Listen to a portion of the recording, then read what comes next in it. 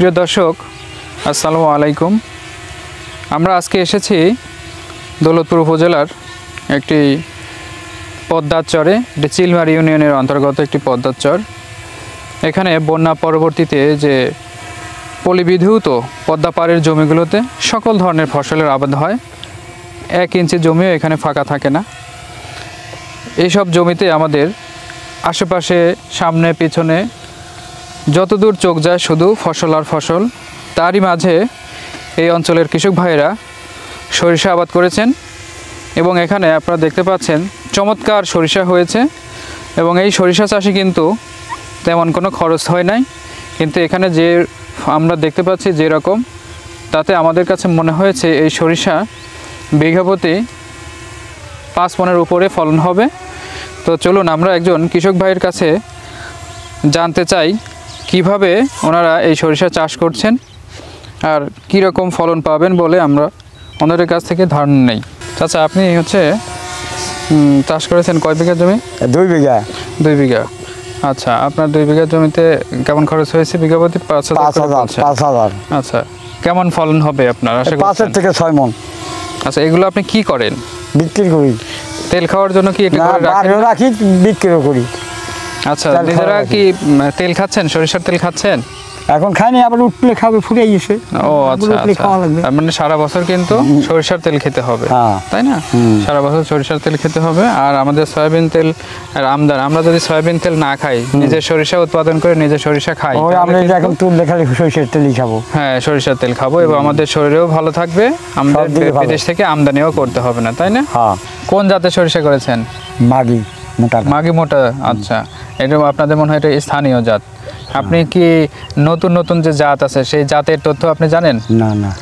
আমার যে সরিষা, বাড়ি সরিষা 14, বাড়ি সরিষা 17, বাড়ি সরিষা 18, বিনা সরিষা 4, বিনা সরিষা 9, এই জাতগুলো আছে। এগুলো কিন্তু অল্প দিনে খুবই ভালো চাষ মানে ফলন দেয়, বুঝতে পেরেছেন? আচ্ছা, আপনি যে এক সরিষা চাষ করেছেন, এই সরিষা চাষ করতে আপনার খরচ কেমন হয়েছে? মোটামুটি 5,000 গেছে। 5,000 টাকা খরচ হয়েছে। আচ্ছা, আপনি কি সার দিয়েছেন এখানে? আপনার এই দিছি, ভ্যাপ দিছি, টিএসপি দিছি, তারপর আপনার পটাশ দিছি, 3 পট। ড্যাপ দিয়েছেন, টিএসপি দিয়ে পটাশ দিয়েছেন। আচ্ছা, আপনি কি জানেন সরিষায় জিপসাম দেন নাই? না, জিপসার দিইনি আমরা। জিপসাম দিতে হবে, কারণ কি জানেন, সরিষা হচ্ছে সালফার সার আছে না যেটা, সেই সারটা সরিষা কিন্তু ভালোবাসে, এই জন্য সরিষায় জিপসাম অবশ্যই দিতে হয়। তো আপনারা এই বছর তো যেটা ভুল করেছেন, আগামী বছরে কিন্তু এই ভুলটা আর করা যাবে না। আর সাথে সাথে আরেকটা, এই সরিষায় সেচ দিয়েছেন? না, মাঘ মাসে সেচ দিই। আচ্ছা, সেচ কিন্তু দিতে হবে। আপনার 1 বিঘা জমিতে কয় মণ ফলন হবে? 6 মণ করে হয়।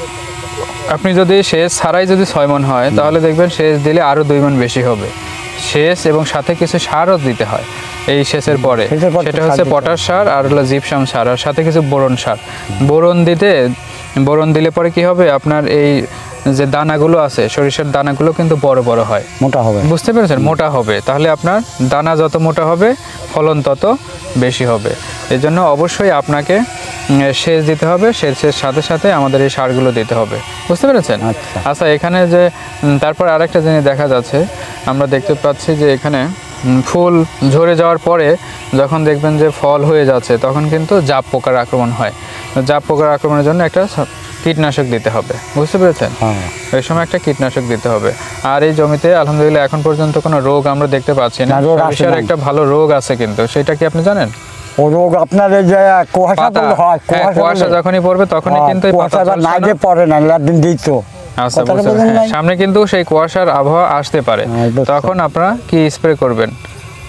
আমাদের না, আমাদের দোকানে যাওয়া যাবে না, স্প্রে করার জন্য দোকানে যাওয়া যাবে না।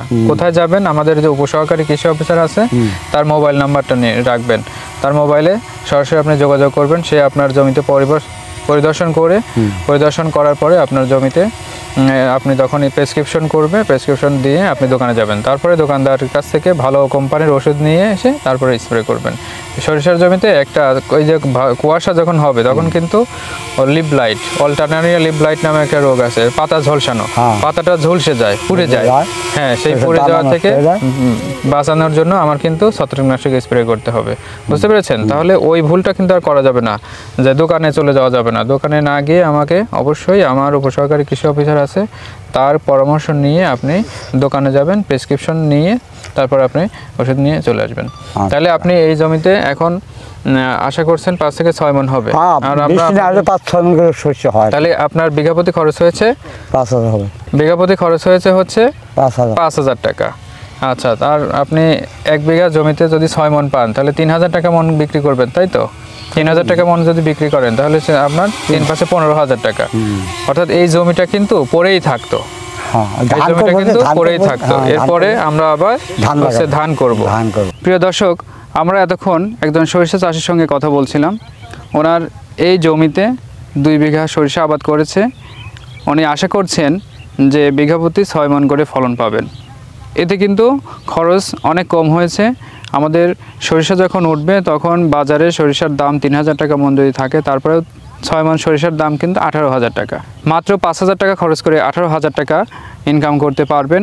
কিন্তু এই জমিতে বর্ষার পরে কিন্তু পড়েই থাকতো। এরপরে আবার তারা ধান রোপণ করবেন।